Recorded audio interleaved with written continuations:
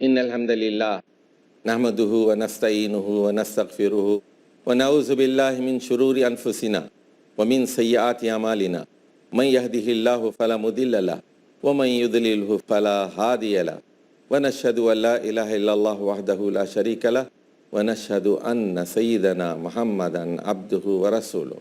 रिसालत और नबूवत के मौजू पर हमारी ये जो सीरीज़ है, अब हम उसके इस मरहले में हैं कि आखिरी नबी मोहम्मद मुस्तफ़ा सल्लल्लाहु अलैहि वसल्लम की रिसालत और नबूवत पर गुफ्तगू कर रहे हैं।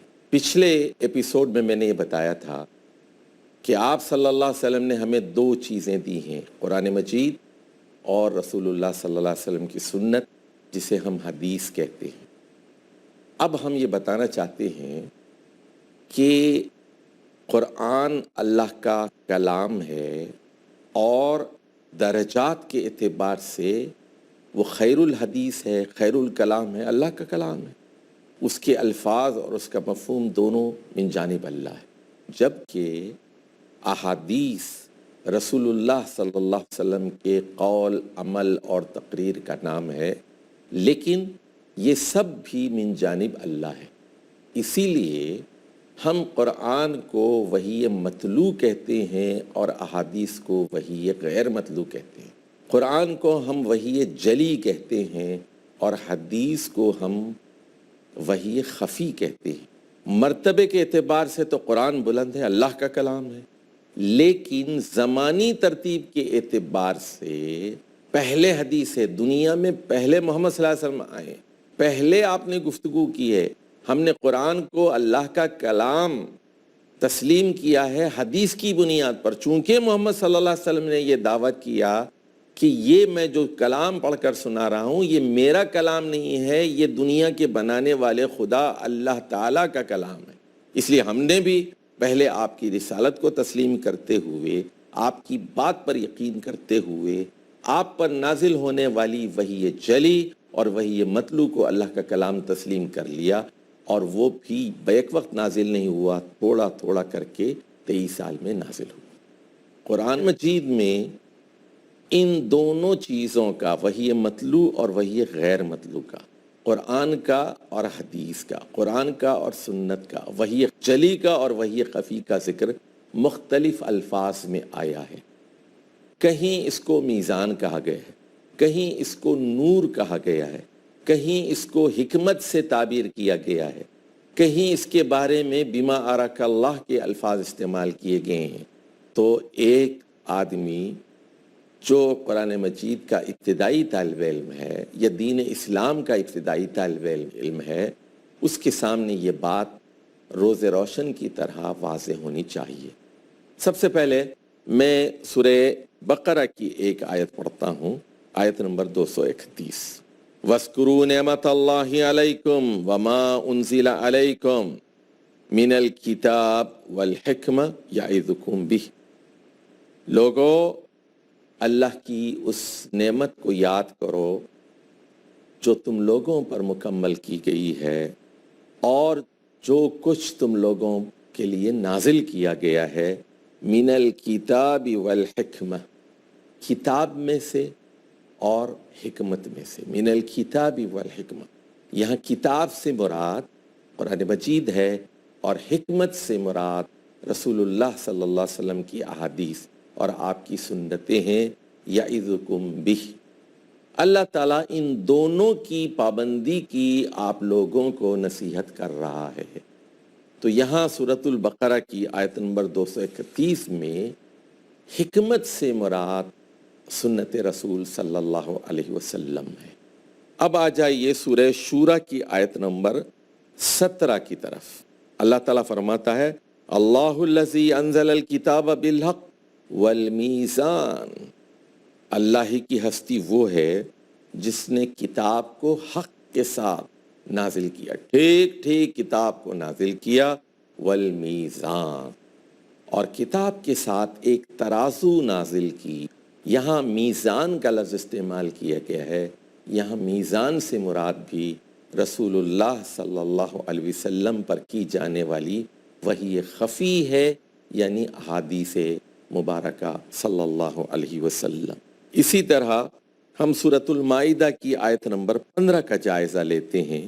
وہاں کہا گیا قد جاءکم من اللہ نور و کتاب مبین، بلا شبہ تم لوگوں کی طرف اللہ کی طرف سے ایک نور آیا ہے اور ایک کھلی کتاب، ایک کتاب مبین آئی ہے. دو چیزیں آئیں، نور و کتاب مبین.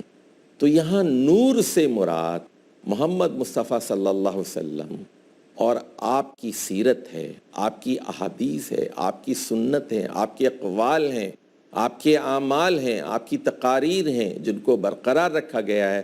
اور کتاب مبین، کھلی اور واضح کتاب سے مراد اللہ تعالیٰ کا کلام قرآن مجید ہے.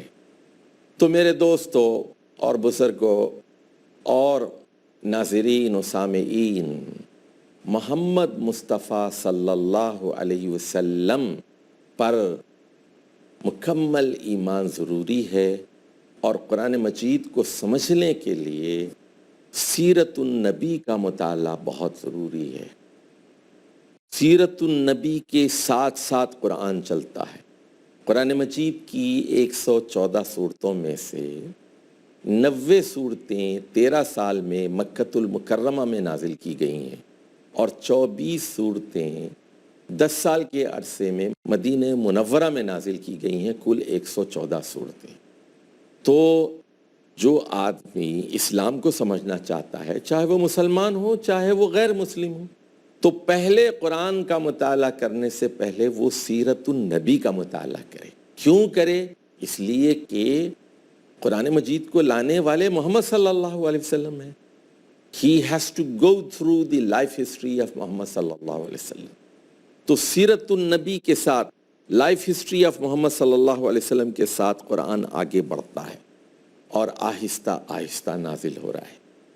پہلے سیرت النبی کا مطالعہ کیجیے، پھر قرآن مجید کا مطالعہ کیجیے. صحابہ کرام نے یہی کیا.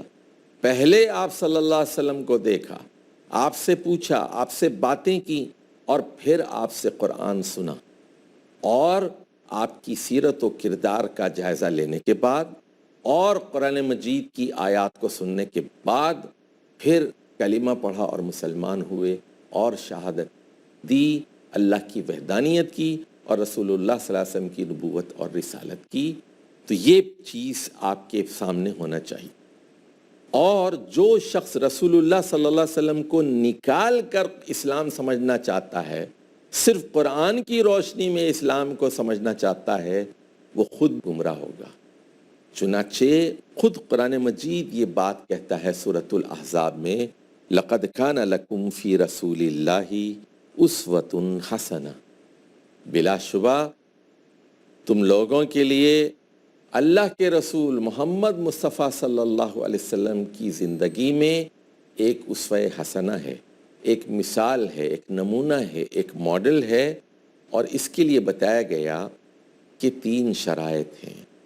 لمن کان یرجو اللہ.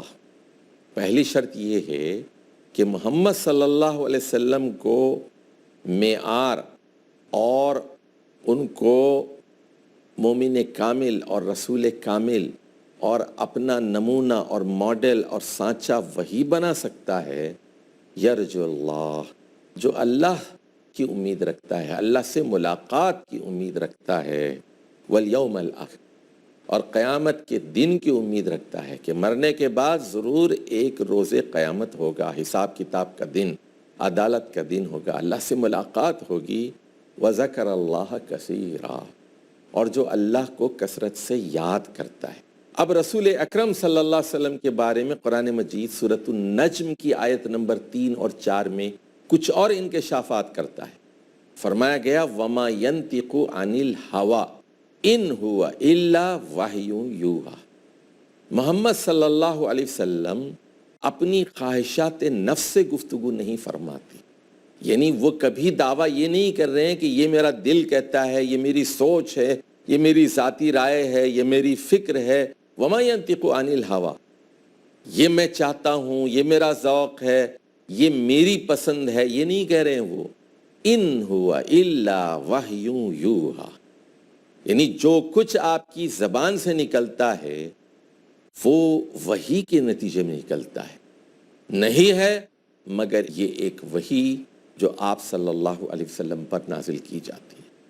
صحابہ کرام نے پوچھا، اے اللہ کے رسول، کبھی آپ غصے میں ہوتے ہیں، غضب کا مظاہرہ کرتے ہیں؟ فرمایا، اللہ کی قسم میرا غصہ بھی من جانب اللہ ہوتا ہے۔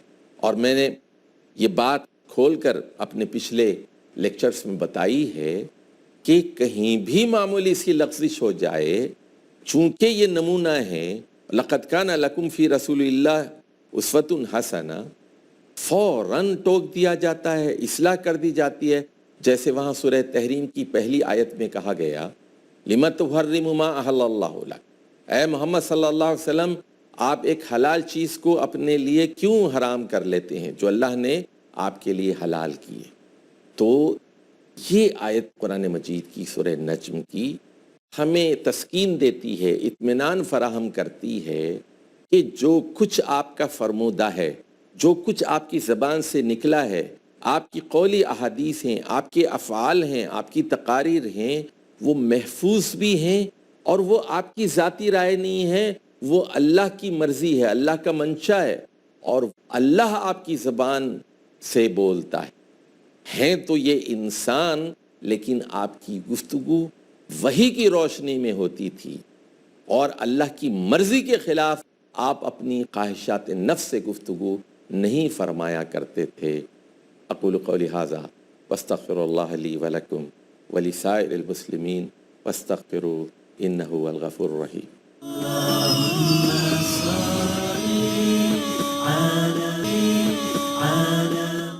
الحمد للہ رب العالمین والصلاة والسلام علی سید المرسلین وعلی آلہ وصحبہ وذریاتہ اجمعین۔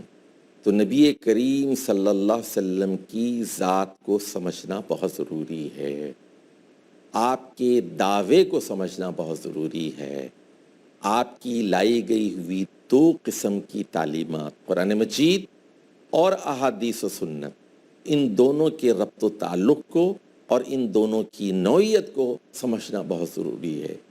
جو شخص ان کی صحیح حیثیت کو نہیں سمجھتا، پھر وہ قرآن مجید اور احادیث کے صحیح مقام اور مرتبے کو نہیں سمجھ سکتا، اور نتیجہ یہ ہوتا ہے کہ وہ پھٹک جاتا ہے، بہک جاتا ہے، گمراہ ہو جاتا ہے۔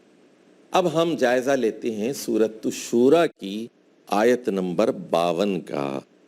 سورۃ الشورى میں بار بار آیات کا آغاز ہوتا ہے وَكَذَلِكَ وَكَذَلِكَ وَكَذَلِكَ فَكَذَلِكَ، یعنی اے محمد صلی اللہ علیہ وسلم، آپ پہلے نبی نہیں ہیں، پہلے رسول نہیں ہیں، بلکہ آخری ہیں۔ آپ پر کذالک، بالکل اسی طرح سے وحی کی جا رہی ہے جس طرح پہلے 1,24,000 انبیاء پر کی گئی، 315 رسولوں پر کی گئی۔ وہی طریقہ کار ہے، وہی خدا ہے، وہی خالق کائنات ہے، طریقہ وہی بھی وہی ہے۔ فرمایا گیا وَكَذَلِكَ أَوْحَيْنَا إِلَيْكَ رُوحًا مِّنْ أَمْرِنَا، ہمارے امر میں سے ایک روح آپ کی طرف وحی کی گئی۔ اب یہاں پر یہ بات بتائی جا رہی ہے کہ یہ روح ہے، یہ روح ہے، اللہ تعالیٰ کے احکامات کی ایک روح ہے، یعنی محمد صلی اللہ علیہ وسلم پر کی جانے والی وحی کو روح کہا جا رہا ہے۔ اور یہ بات کھول کر بتائی گئی وَمَا كُنْتَ تَدْرِي مَا الْكِتَابُ وَلَا الْإِيمَانُ، اے محمد صلی اللہ علیہ وسلم، پہلے آپ نہ کتاب سے واقف تھے نہ ایمان سے واقف تھے، اور اب جب کہ آپ کو رسول بنایا گیا ہے اور ہمارے امر روح کی شکل میں آپ پر نازل کیے جا رہے ہیں، اب آپ کو کتاب کا پتہ چل رہا ہے، اب آپ کو ایمان کا پتہ چل رہا ہے، اور یہ آپ کا اپنا تصنیف کردہ فلسفہ نہیں ہے، آپ تو جانتے ہی نہیں تھے، 40 سال میں کبھی آپ کی زبان سے اس طرح کی باتیں نہیں سنی گئیں، یکایک 40 سال کے بعد یہ چیزیں سامنے آئیں لوگوں کے۔ اس کے بعد فرمایا گیا وَلَكِنْ جَعَلْنَاهُ نُورًا نَهْدِي بِهِ مَن نَّشَاءُ مِنْ عِبَادِنَا، بلکہ ہم نے ان اوامر کی روح کو ایک روشنی بنا دیا، اور اس روشنی کے ذریعے، اس نور کے ذریعے اپنے بندوں میں سے جس کو چاہے ہم ہدایت کا سامان فراہم کرتے ہیں۔ وَإِنَّكَ لَتَهْدِي إِلَى صِرَاطٍ مُسْتَقِيمٍ، اور اس میں کوئی شک نہیں ہے کہ اے محمد صلی اللہ علیہ وسلم، آپ لوگوں کو صراط مستقیم کی طرف رہنمائی کر رہے ہیں۔ آپ پر روح کا نزول ہوا ہے، آپ پر روشنی کا نزول ہوا ہے۔ پہلے آپ ناواقف تھے، کتاب سے واقف نہیں تھے، ایمان سے واقف نہیں تھے۔ ہم نے یہ چیزیں آپ کو عطا کی ہیں، عطا کی جا رہی ہیں، اور آپ بالکل سیدھے راستے پر ہیں، اور دوسرے لوگوں کو بھی اسی سیدھے راستے کی طرف ہدایت دے رہے ہیں، رہنمائی فرما رہے ہیں۔ اور سورۃ التوبہ کے آخر میں پھر آپ کے سلسلے میں 3 اور باتیں بیان کی گئیں۔ لوگو لقد جاءکم رسول من انفسکم، تمہاری طرف ایک رسول آ چکے ہیں۔ فرشتوں میں سے کوئی رسول بنا کر نہیں بھیجایا گیا، خود انسانوں میں سے ایک رسول بھیجا گیا۔ جنات میں سے کسی شخص کو رسول بنا کر نہیں بھیجا گیا۔ من انفسکم، تمہاری اپنی جن سے ایک رسول بھیجا گیا ہے، اور اس کی پہلی خصوصیت یہ ہے عزیز علیہ ما عنتم، کہ تمہارا مشکل میں پڑ جانا اس کے لیے بہت ناگوار ہے، اس کے لیے بہت شاق ہے۔ وہ آپ کا دردمند ہے، وہ آپ کا خیر خواہ ہے، وہ آپ کی بھلائی چاہتا ہے، وہ ہر انسان کے لیے تڑپتا ہے، کڑتا ہے۔ فَلَعَلَّكَ بَاقِعٌ نَفْسَكَ عَلَىٰ آثَارِهِمْ إِن لَّمْ يُؤْمِنُوا بِهَٰذَا الْحَدِيثِ أَسَفًا، اور حریص علیکم، آپ کے بارے میں بہت حریص ہے، وہ چاہتا ہے کہ آپ ہدایت پا لیں، ایمان قبول کر لیں، اپنی زندگی میں تبدیلی لے آئیں، کبائر فسق و فجور کو چھوڑ دیں، شرک و بدعت کو ترک کر دیں، توحید کے راستے پر آئیں، اور پھر اللہ تعالیٰ کی رحمت اور ابدی جنت کے مستحق بن جائیں۔ اور فرمایا وَبِالْمُؤْمِنِينَ رَؤُوفٌ الرحیم، ایمان لانے والوں کے لیے تو آپ ترس کھاتے ہیں، رحم کرنے والے، رؤوف بھی ہیں اور رحیم بھی ہیں۔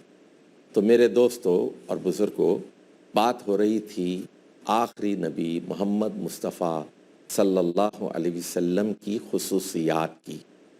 تو جو کچھ میں نے یہ کہا وہ یہ کہ آپ خاتم النبیین ہیں، آپ آخری نبی ہیں، آپ پر قرآن آخری کتاب نازل کی گئی ہے، اور آپ آخری رسول ہیں، اور دین اسلام 2 چیزوں کا مجموعہ ہے، قرآن مجید اور صحیح احادیث، ثابت شدہ احادیث، اور ان دونوں ہی سے اسلام کی تکمیل ہوتی ہے۔ اور رسول اللہ صلی اللہ علیہ وسلم کا اسوہ ہی ہمارے لیے نمونہ ہدایت ہے۔ رسول اللہ صلی اللہ علیہ وسلم سے بے نیاز ہو کر، اور آپ کی سیرت سے اور آپ کے کردار سے بے نیاز ہو کر، ہم قرآن مجید کو بالکل نہیں سمجھ سکتے، ہم اللہ کی کتاب سے فائدہ نہیں اٹھا سکتے۔ اگر ایسا ممکن ہوتا تو پھر قرآن مجید کو تنزیلاً نازل نہیں کیا جاتا، بیک وقت نازل کیا جاتا۔ تو تھوڑا تھوڑا کر کے اس لیے نازل کیا گیا کہ صحابہ کرام ایک آیت کو اور ایک پیسج کو، ایک آیات کے مجموعے کو، ایک صفحے کو یاد کر لیں اور اس کو محفوظ کر لیں، اس کو اچھی طرح سمجھ جائیں، رسول سے اس کی وضاحت طلب کریں، اور وہ جو آیات اور احکام نازل ہوئے ہیں وہ ان کی زندگی میں ڈھل جائیں، صرف سینے میں محفوظ نہ ہو، صرف دماغ میں محفوظ نہ ہو، بلکہ ان کے سیرت و کردار میں وہ ڈھل جائیں۔ اور محمد صلی اللہ علیہ وسلم مجسم قرآن تھے، چلتا پھرتا قرآن تھے وہ۔ تو یوں سمجھ لیجئے کہ جس طرح ایک عالیشان عمارت کی تعمیر کے لیے ایک نقشے کی ضرورت ہوتی ہے، جیسے آپ ایک 100 منزلہ ٹاور تعمیر کرنا چاہتے ہیں تو اس کے نقشے جات ہوتے ہیں، اور یہ بتایا جاتا ہے کہ کتنا سریا اس میں استعمال کیا جائے گا، اس کی شہتیریں کیسی ہوں گی، اس کے کالم اور پلرز کیسے ہوں گے، تو نقشے ہوتے ہیں۔ لیکن ایک عام آدمی محض ان نقشوں کو پڑھ کر 100 منزلہ عمارت کی تعمیر نہیں کر سکتا جب تک کہ ان نقشوں کے ساتھ ایک انجینئر نہ ہو، ایک ماہر انجینئر جو ان نقشوں کو سمجھ سکتا ہو اور اس کے مطابق ایک عالیشان عمارت کی تعمیر کر سکتا ہو۔ تو یہ ایک تمثیل جو میں نے آپ کی خدمت میں رکھی ہے، اس میں اس نقشے کا نام قرآن مجید ہے اور اس کے ایک ماہر انجینئر کا نام محمد مصطفیٰ صلی اللہ علیہ وسلم ہے۔ اسی لیے نہ صرف نقشہ کافی ہے اور نہ صرف ایک انجینئر کافی ہے، ایک نقشے کی بھی ضرورت ہے، انجینئر کی بھی ضرورت ہے، قرآن کی بھی ضرورت ہے، رسول کی بھی ضرورت ہے۔ اسی لیے فرمایا گیا ترکت فیکم امرین لن تدلوا ان تمسکتم بہما کتاب اللہ و سنت رسولہ، کہ میں تمہارے درمیان 2 چیزیں چھوڑے جا رہا ہوں، اللہ کی کتاب اور اس کے نبی کی سنت۔ تم کبھی کبھی گمراہ نہیں ہوگے اگر تم ان دونوں کو مضبوطی سے پکڑ لو گے۔ تو میرے بھائیوں، میرے دوستوں اور محترم سامعین و ناظرین، یہ ہمارا کام ہے کہ ہم قرآن مجید کو رسول اللہ صلی اللہ علیہ وسلم کے اقوال، افعال اور تقاریر کی روشنی میں سمجھیں اور یہ جاننے کی کوشش کریں کیا واقعی محمد صلی اللہ علیہ وسلم نے یہ بات فرمائی ہے یا نہیں ہے۔ حدیث کے ماہرین سے ہمیں پوچھنا پڑے گا کہ یہ حدیث صحیح ہے، حسن ہے، ضعیف ہے یا من گھڑت اور موضوع ہے۔ دین کا دار و مدار یاد رکھیے اللہ کی کتاب پر ہے اور رسول اللہ صلی اللہ علیہ وسلم کی ثابت شدہ صحیح روایات اور احادیث پر ہے۔ اللہ تعالیٰ ان دونوں چیزوں کو ہمیں مضبوطی سے تھامنے اور پکڑ لینے کی توفیق عطا فرمائے۔ اقول قولی ھذا واستغفر اللہ لی ولکم ولسائر المسلمین واستغفروہ انہ هو الغفور الرحیم۔